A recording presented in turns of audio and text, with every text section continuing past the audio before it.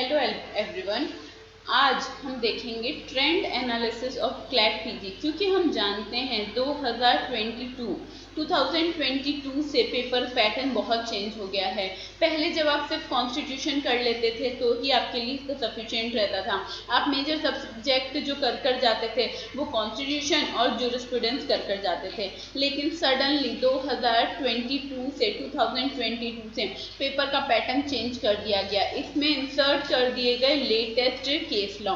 अगर आपके latest case law insert करे गए हैं तो यानी कि ये आपसे चाह रहे हैं, क्लैट पीजी वाले आपसे चाह रहे हैं कि आप क्या रहिए, अवेयर रहिए। जितने भी लेटेस्ट ट्रेंड चल रहे हैं, लैंडमार्क जजेस जो हैं उनसे रिलेटेड काफ़ी सारे क्वेश्चंस पूछे जाएंगे। तो सबसे पहले देखते हैं, अब अपन ट्रेंड देखते हैं क्लैट 2000 पीजी 2022 और 2023 का। ऑल्दो दोनों में ड्रास्टिक चेंज है। ड्रास्टिक इन सेंस कि पेपर का पैटर्न अगर आप फर्स्ट इंस्टेंस पे देखेंगे तो आपको लगेगा कि बाप रे क्वेश्चंस इतने कम कर दिए गए हैं या फिर डिफिकल्टी लेवल बहुत बढ़ा दिया गया है, और क्या क्या मेजर डिफरेंस आया है और आगे की एक्सपेक्टेशंस क्या रहेगी। सबसे पहले जो आपको बोला गया है वो है नंबर ऑफ क्वेश्चंस आपके 120 दे रखे हैं। जो आपको सिलेबस जब मेंशन कर रखा है वहीं बता रखा है कि पेपर के पैटर्न में आपको 120 क्वेश्चंस आ रहे हैं।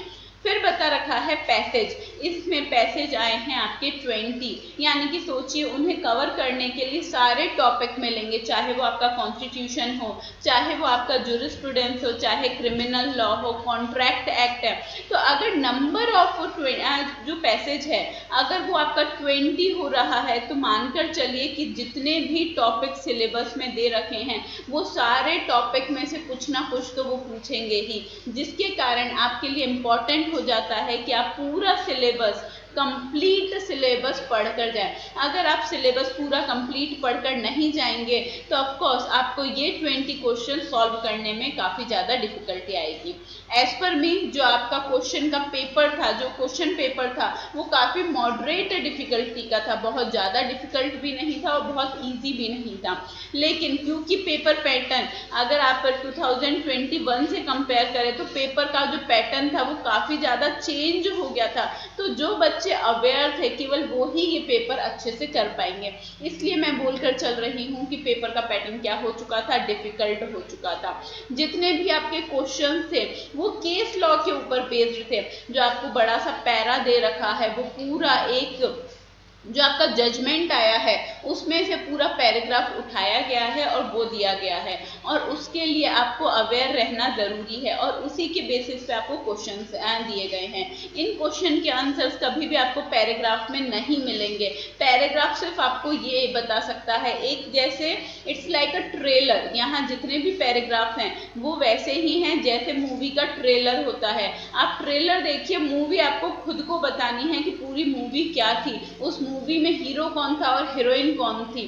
तो ऐसे केस में आपको क्या करना है, पूरा केस लॉ अगर आपको पढ़ा हुआ होगा तो ही आप ये सारी चीज़ें बता सकते हैं। अगर पूरी मूवी देखी हुई है तो ही आप डिटेल्स बता सकते हैं। यहाँ भी आपसे काफ़ी सारी चीज़ें पूछी जाएंगी, जजेस के बारे में पूछा जाएगा, बेंच के बारे में पूछा जाएगा, डिसेंडिंग मेंबर्स के बारे में पूछा जाएगा। ना सिर्फ ये बल्कि इसी क्वेश्चन के बेस्ड आपके ऊपर फंडामेंटल्स भी चेक करे जाएंगे। अगर पैराग्राफ कॉन्स्टिट्यूशन का दे रखा है तो कॉन्स्टिट्यूशन में भी आपको बहुत सारी चीज़ें फंडामेंटल्स पहले पूछे जाएंगे, बाद में ये चीज़ें पूछी जाएंगी। तो ऑफकोर्स आपके फंडामेंटल्स बहुत ज़्यादा स्ट्रॉन्ग होने चाहिए। इस पेपर में भी फंडामेंटल्स काफ़ी ज़्यादा पूछे गए थे। तो अगर एक पेपर में कितने क्वेश्चन आ रहे हैं, 20 क्वेश्चन पैराग्राफ आ रहे हैं, तो हर पैराग्राफ में से कितने क्वेश्चन आएंगे, 10 क्वेश्चन आ रहे होंगे।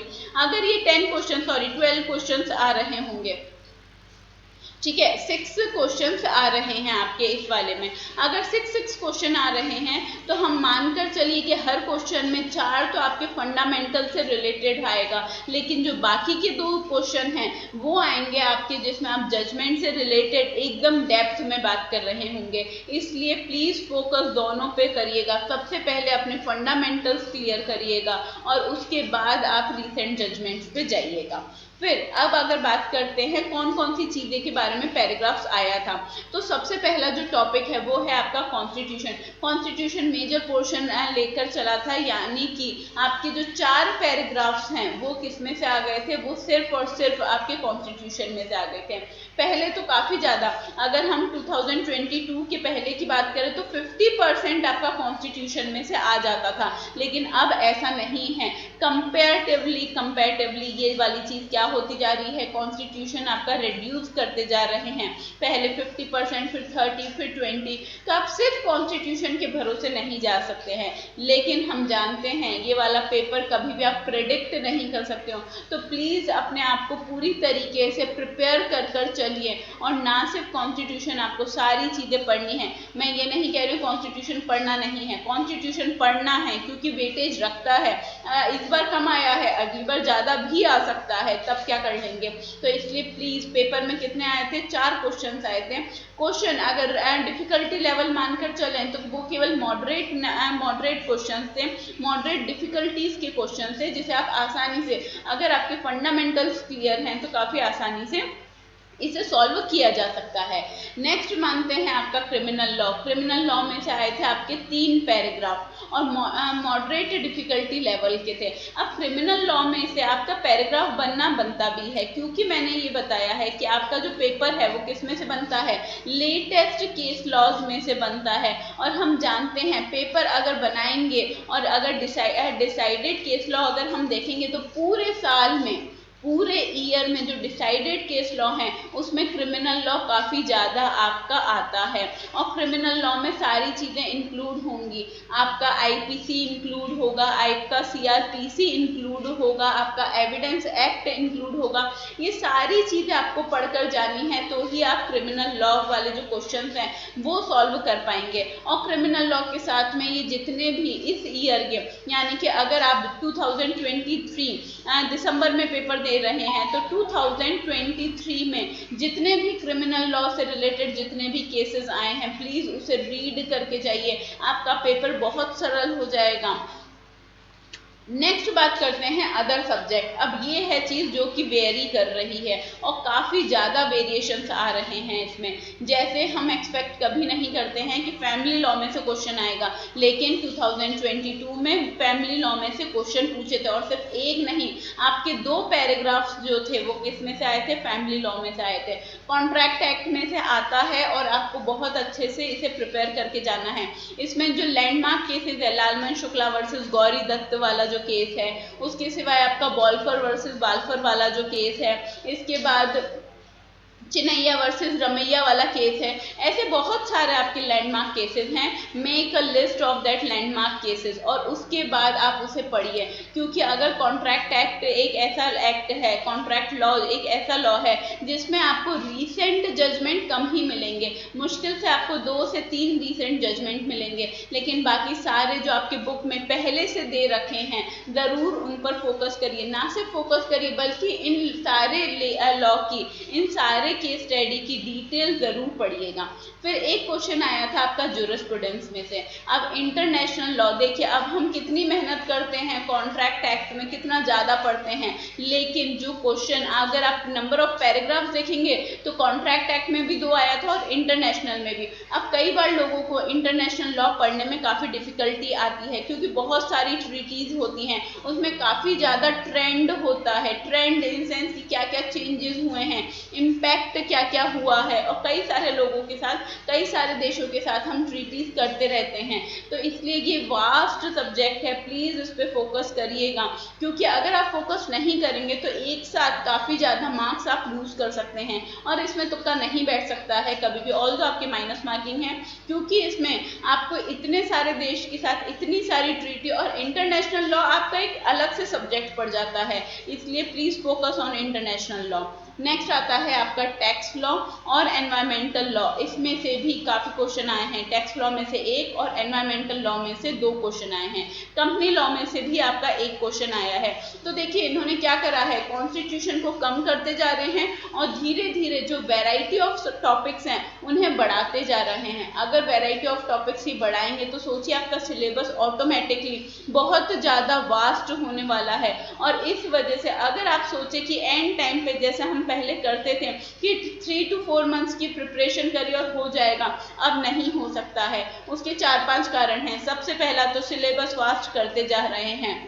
आपको सिर्फ कॉन्स्टिट्यूशन और जूरिस्प्रूडेंस नहीं पढ़ना है, आपको ये सारे टॉपिक्स पढ़ने हैं। और ये वाले टॉपिक्स तो सिर्फ वो टॉपिक्स हैं जो कि 2022 में आए हैं। जब आप 2023 देखेंगे तो वापस चेंज दिखेगा आपको, यानी कि हर साल आपका चेंजेस दिख रहे हैं। तो अगर आपने इन टॉपिक्स को टच नहीं करा है बिल्कुल भी, तो आप बिल्कुल आंसर नहीं कर पाएंगे। और आंसर नहीं करने का मेरा मतलब क्या है, एक पैराग्राफ से अगर आपके 6 क्वेश्चन आ रहे हैं तो आपके एक साथ 6 जाएंगे, ठीक है। तो एक साथ 6 मार्क यहाँ जा रहे हैं। अगर आपका ये इंटरनेशनल लॉ की बात करें तो 2 हैं, 12 मार्क यहाँ सीधे सीधे चले गए। तो ऐसे में आप PSU की नहीं सोच सकते हैं, ऐसे में आप NLU की नहीं सोच सकते हैं। तो इसलिए अगर आप प्रिपेयर कर रहे हैं इन टॉपिक्स के लिए तो प्लीज़ सारे टॉपिक्स प्रिपेयर करिएगा, सबको प्रॉपर वेटेज दीजिएगा बजाय किसी एक के ऊपर फोकस करने के। ऑल्दो मैंने पहले एक वीडियो बना रखा है जिसपे मैंने बताया है वो सारी प्रॉब्लम्स, वो सारी गड़बड़ जो बच्चे करते हैं अपने एग्जाम में और एग्जाम की प्रिपरेशन में, वो कौन कौन सी मिस्टेक है, वो 4 मिस्टेक्स मैंने बता रखी है। प्लीज़ आप वो मिस्टेक्स मत कीजिएगा और वो वाला वीडियो ज़रूर देख लीजिएगा। नेक्स्ट आता है, अगर हम बात करें क्लैट PG के एग्जाम की, तो क्लैट PG 2023 में आपका जो पेपर आया था उसमें भी नंबर ऑफ क्वेश्चंस तो आपके 120, क्योंकि हम जानते हैं पेपर का पैटर्न बोल रखा है कि 120 क्वेश्चंस आएंगे और हर क्वेश्चन 1 मार्क का आएगा और माइनस मार्किंग होगी आपकी 0.25। लेकिन इसमें नंबर ऑफ पैराग्राफ रिड्यूस हो चुके हैं। जहाँ वहाँ जो थे नंबर ऑफ पैराग्राफ्स वो कम थे, लेकिन यहाँ आपके नंबर, ये देखिए नंबर ऑफ पैराग्राफ्स अगर हम बात करें 2022 की तो उसमें 20 पैराग्राफ्स थे। लेकिन अगर हम 2023 की बात करें तो इसमें केवल 12 पैराग्राफ है। अब अगर इसमें केवल 12 पैराग्राफ्स है, यानी कि आपके हर पेपर में कितने क्वेश्चन आएंगे, हर पैराग्राफ से 10 क्वेश्चन। अगर आप पेपर की डिफ़िकल्टी की बात करें तो डिफ़िकल्टी लेवल बहुत कम था। लेस डिफ़िकल्ट मैं क्यों कहूँगी, अगर आप इसके टॉपिक्स देखेंगे, अगर आपने टॉपिक्स देख रखे हैं, पढ़ रखे हैं, तो आपको काफ़ी इजी रहेगा। क्योंकि जब आप टॉपिक पढ़ रहे हैं तो आपको क्या करना है, फंडामेंटल्स पर फोकस करना है। ये पूरा पेपर फंडामेंटल पर बेस्ड था। लेकिन इन्होंने जो सबसे बड़ी ट्रिक खेली है वो ये है, पेपर का साइज़ काफ़ी बढ़ा दिया, ठीक है। जो पैराग्राफ का साइज है वो बहुत बढ़ गया, जिसकी वजह से आपको रीड करने में बहुत ज़्यादा टाइम लगेगा। और रीड करने के बाद जो बच्चों ने गड़बड़ करी थी वो क्या करा था, क्योंकि 2022 में आपका जो पेपर था वो किस पे आया था, रीसेंट केस लॉ पे आया था। लेकिन इस बार इन्होंने लैंडमार्क केसेस जो हैं वो भी इंक्लूड कर दिए। तो अगर बच्चा सोचता है कि मैं पूरब साइड जाऊँगा, ईस्ट साइड जाऊँगा तो पेपर बनेगा वेस्ट का, और अगर वो सोचेगा वेस्ट का तो पेपर बनेगा नॉर्थ का। तो इसलिए प्लीज़ सारी अपनी दिशाएं कवर करते हुए चलिए। अब इसमें पेपर तो वैसे फंडामेंटल्स पे फोकस कर रहा हुआ था।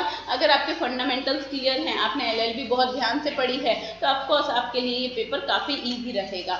बात करते हैं क्या क्या चीज़ें आई थी और किस तरीके के टॉपिक्स आए थे। तो कॉन्स्टिट्यूशन से आए थे आपके 3 पैसेज, और ये तीनों पैसेज ही काफ़ी ज़्यादा बेसिक नॉलेज पे आपको पूछ रहे थे। इमरजेंसी से रिलेटेड काफ़ी सारे क्वेश्चंस आए हैं, और बाकी जो आपके इम्पोर्टेंट सेक्शंस होते हैं, आर्टिकल 111 की काफ़ी सारी चीज़ें पूछी गई हैं। तो आपको बेसिक्स पे काफ़ी ज़्यादा ध्यान देना है। जितनी बार रिपीट करूँ उतना ज़्यादा कम है, ठीक है, कि आपको बेसिक्स पे फोकस करना है। बेसिक अगर मजबूत है तो आप पेपर काफ़ी अच्छा दे सकते हैं।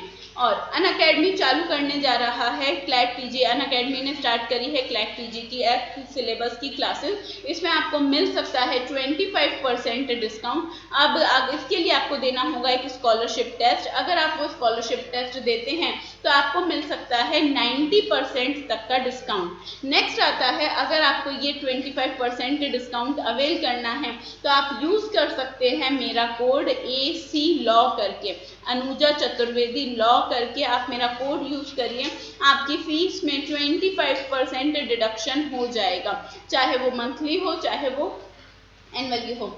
ठीक है, तो प्लीज़ ट्राई करिए सिलेबस करेंगे तो सबसे अच्छी बात यह है कि सारे जो टीचर्स हैं वो एक्सपीरियंस्ड टीचर्स हैं। आपका सिलेबस जो कि मैं फोकस कर रही हूँ, आपका सिलेबस काफ़ी ज़्यादा बड़ा है तो सिलेबस पूरा कंप्लीट कराया जाएगा, फंडामेंटल्स पर ध्यान दिया जाएगा।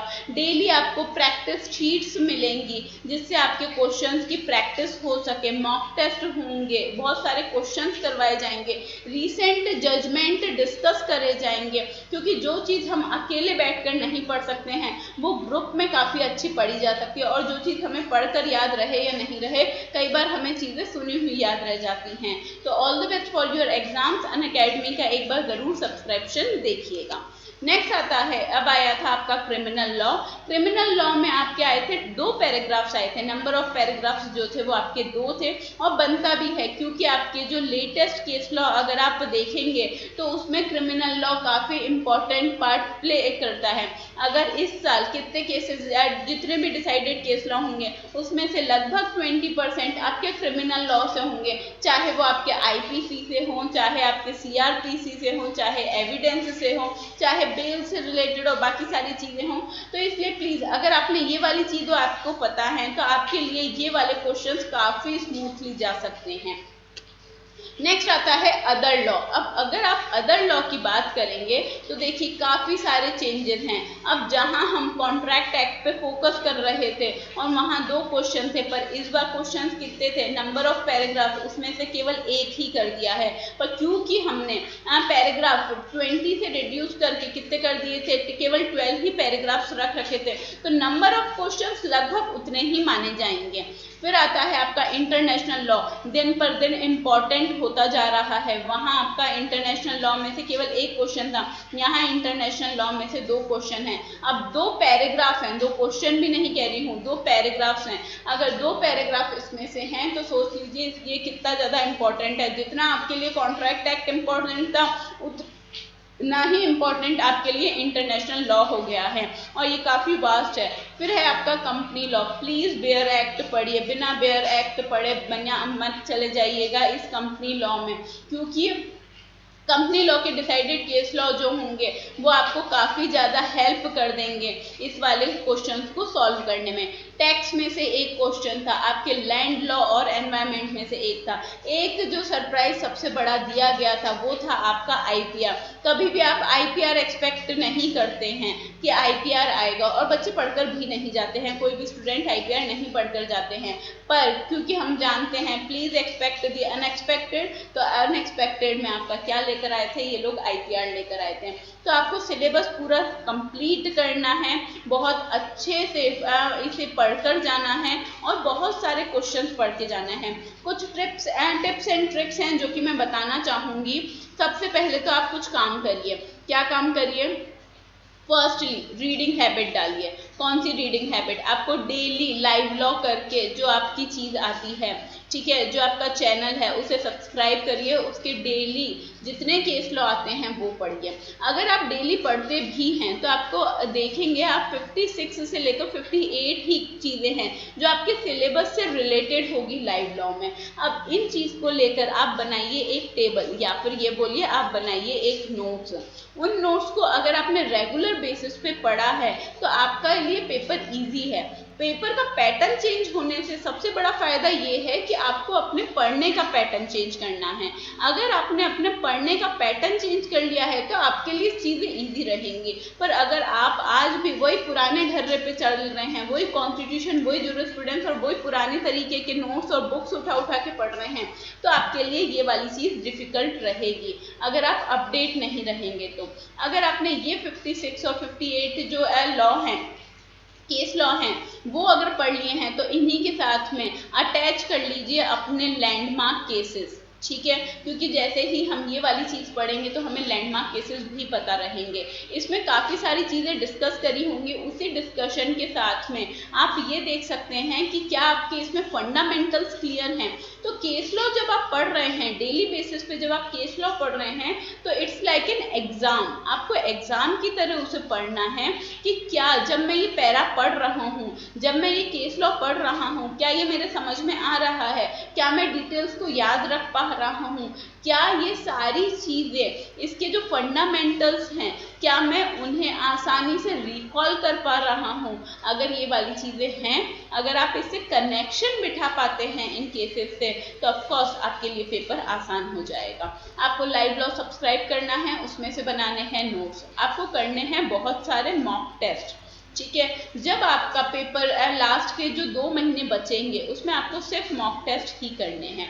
जैसे आपको प्रिपरेशन कैसे करनी है, सबसे पहले स्टार्टिंग के 2 मंथ्स में आप बहुत ज़्यादा स्टडी करेंगे और उसमें करेंगे अपने फंडामेंटल्स क्लियर। जितने भी पुरानी किताबें आपने ले रखी हैं, जो कि अच्छी किताबें हैं, उन सारी किताबों को उठाइए, एक एक करके आप पूरे लॉ पढ़िए। जैसे कॉन्ट्रैक्ट एक्ट से चालू करिए, क्रिमिनल लॉ से चालू करिए, थोड़ी देर डेली थोड़ी देर कॉन्स्टिट्यूशन पढ़िए। अगर आपने दो करके 2 घंटे भी पढ़ा है, तो आपके लिए 2 महीने सफिशिएंट हैं फंडामेंटल्स क्लियर करने के लिए। फिर उसके बाद, क्योंकि मैंने कहा है कि आपको रीसेंट जजमेंट भी पढ़ने हैं, तो सिर्फ आपको दिन में लगभग 1 घंटा आपको क्या करना है, लाइव लॉ पे जाना है और बाकी सारी चीज़ें पढ़नी है, उससे बनाने हैं साथ में नोट्स। तो आपकी डेली की 6 आवर्स की प्रिपरेशन से आप LLM काफ़ी आसानी से क्लियर कर सकते हैं।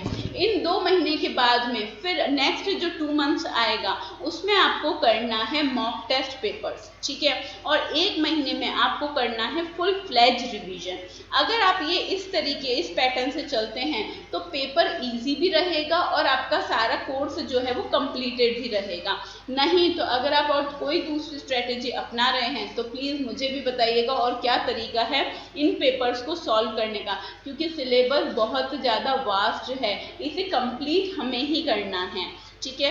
आई होप आपके लिए ये वीडियो हेल्पफुल रहा होगा, ठीक है। नेक्स्ट वीडियोस में मैं बताऊंगी प्रिपरेशन कैसे करनी है, और भी आपके जितने भी क्वेश्चंस हैं उन क्वेश्चंस का जवाब देती रहूंगी। इसलिए do comment in the video जिसमें आप क्वेश्चंस पूछ सकते हैं। चलिए अभी तक के लिए इतना ही, मिलते हैं नेक्स्ट वीडियो में, बाय।